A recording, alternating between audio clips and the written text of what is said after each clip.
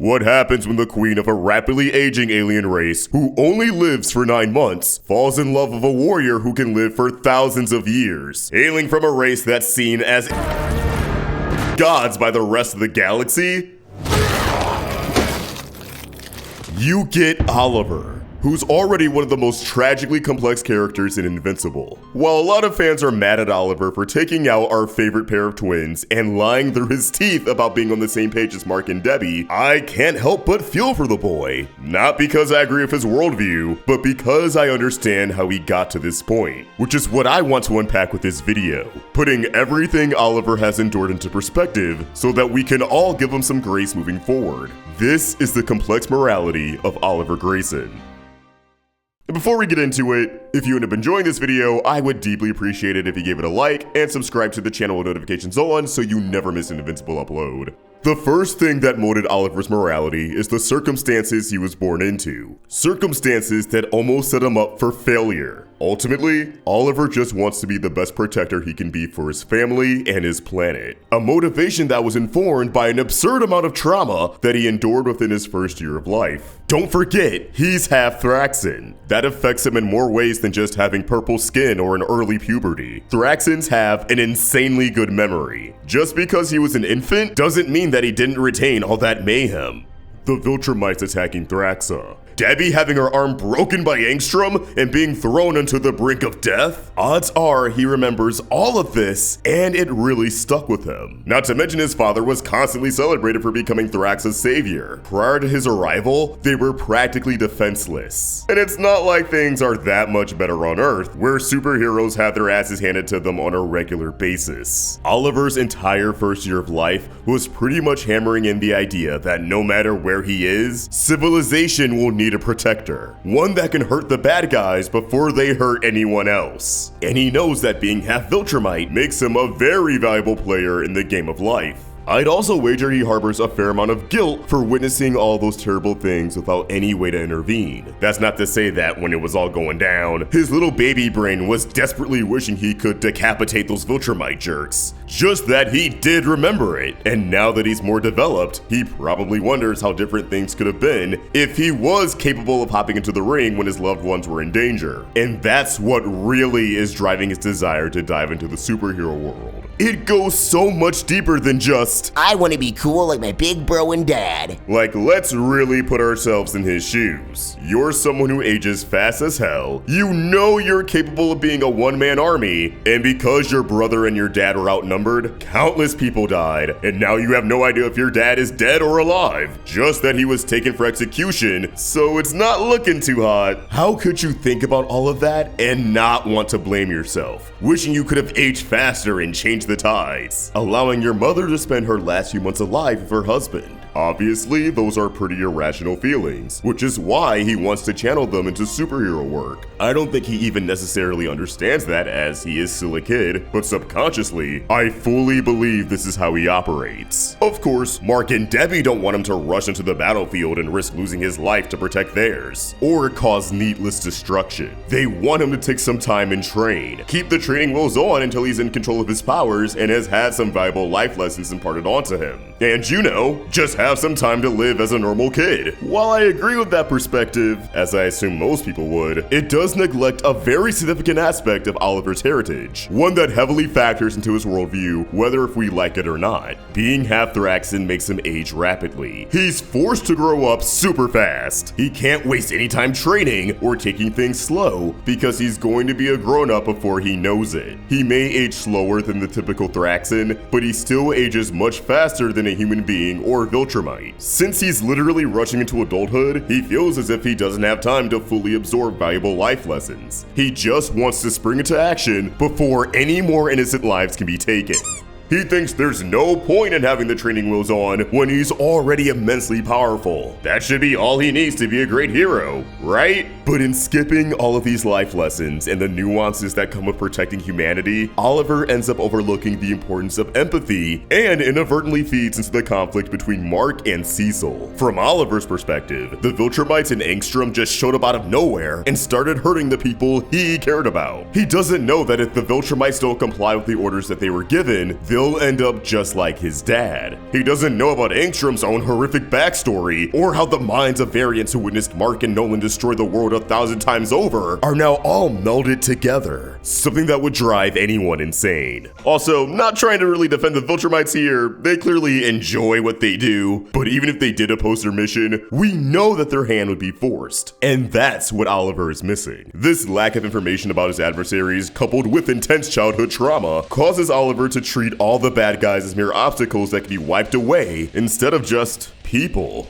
And they don't all serve an empire, or are absolutely mind-broken trying to exact revenge on the one good version of Mark out there in the multiverse. Sometimes the bad guys aren't that bad at their core, like the two bank robbers in that beautiful cold open from the 3rd episode of this season premiere. They're just trying to make ends meet, and unfortunately, have found a life of crime to be the most effective way of doing so. Even then, they do their best to minimize damage and spare innocent lives. Oliver doesn't see any of this firsthand, and simply being told about it without any hard evidence isn't enough to persuade him, which is ultimately his silver bullet when Mark and Debbie try to convince him that murdering the Mauler twins was the wrong move. They didn't have anyone who loved or cared for them. They just seem to be all about the bag, so why let them murder any more people? It's an argument that Mark and Debbie have no response to because, yeah, some villains just like doing evil shit. Saving lives isn't really our jam. If the Maulers do have some sort of sympathetic backstory that's yet to be uncovered, I'd love for Oliver to learn about it just to see if it changes his mind at all. If he'll have any regret, or if he'll just shrug his shoulders and keep it pushing. What also doesn't help is Mark's own baggage getting in the way of the lessons he's trying to teach Oliver. It's stopping him from giving Oliver the proper guidance. Mark recognizes that the heroes shouldn't play executioner. They shouldn't be the ones to decide someone's fate. Yet, he's also ruling out the most sensible and peaceful path for these villains, which is redemption and rehabilitation, allowing them to use their powers and resources for good instead of evil, making the world a better place in the process. A second chance at life sets them up for success instead of failure, because the alternative is just running the risk of them breaking out over and over with no lessons learned and more blood on their hands. Which just reaffirms to Oliver that removing the villains from the equation altogether is the right move. It's really frustrating because Mark's contradictory beliefs boil down to him simply not wanting to forgive his father.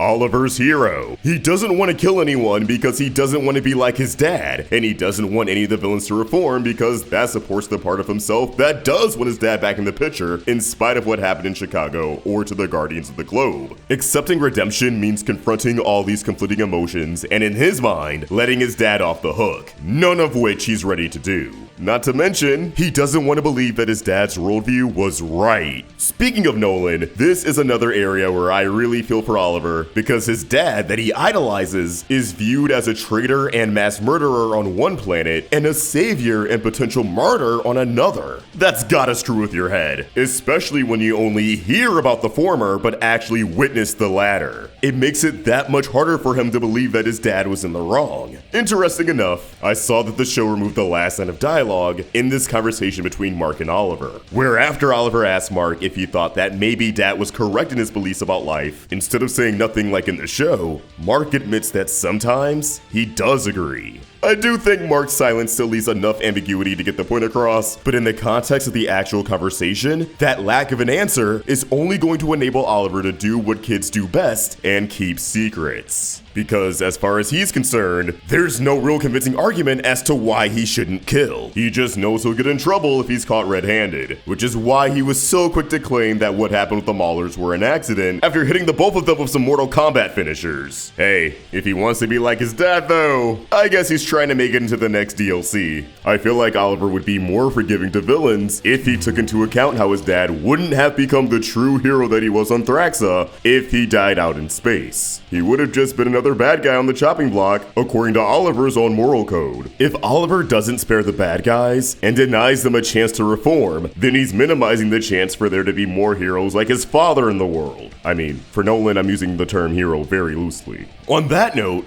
It makes perfect sense to me that Oliver doesn't value life the same way his family does. This worldview and morality isn't informed just by his trauma, but also his blood. Half of his DNA comes from a race of alien warriors who are hardwired to see everyone else as beneath them. Animals who will senselessly kill each other, if not kept in check. Viltrumites only care for their own people, as evident with Nolan's execution, constantly trying to give him an out so they won't have to kill him. The other half comes from a race within an insanely short lifespan.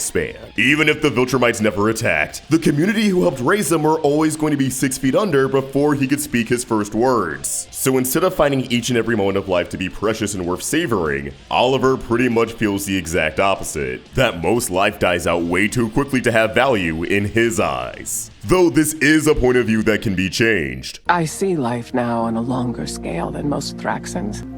Your centuries are still just a concept. Still, this was always going to lead to him struggling with attachment. And again, it's something that Mark and Debbie overlook. Mark grew up as a normal citizen. His powers didn't blossom until he was almost out of high school. And more importantly, he had time to figure out who he is as a person. Although he's still struggling with that. Oliver, on the other hand, never had any of this. He already knows about his heritage and thus believes he already knows who he is and who he wants to be. And again, he wants to waste no time in exploring any other options. It's just a constant race to the finish line. Because of his worldview and perception of time, it makes sense that redemption isn't even on the table for Oliver because it's a process. It takes time. And he's extremely impatient, a trait that's amplified by the fact that he's a kid. With all this said, I definitely don't think Oliver is some innocent sweet cinnamon roll who did nothing wrong. He's shown to be impulsive and manipulative in a way that kids tend to be. Just, you know, under the lens of a superhero world.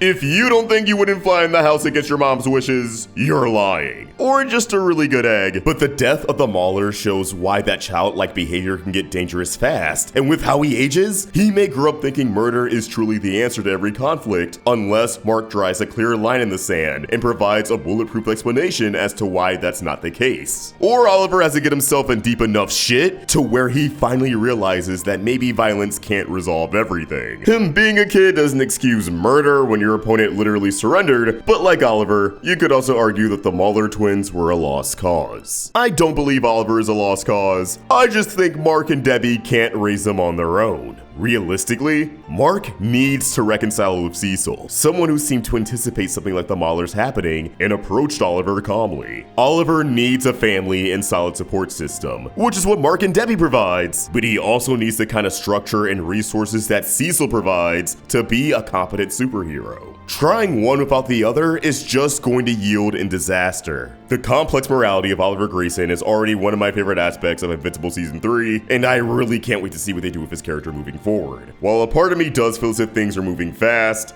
it's part of the course for Invincible at this point, and that plays perfectly into Oliver as a character. But as always, these are just my thoughts and I want to hear yours. How do you feel about Oliver now that his arc is really taking off? Let us know in the comments down below, and keep the conversation going over on Twitter and Instagram at AwestruckVox and at Roundtable Vids. We're definitely going to have more Invincible Season 3 content on the way, and they'll come out a lot faster than this video. But if you enjoyed it, please be sure to throw it a like and subscribe to the Roundtable with notifications on so you never miss a video. And I hope you have a great day. Peace.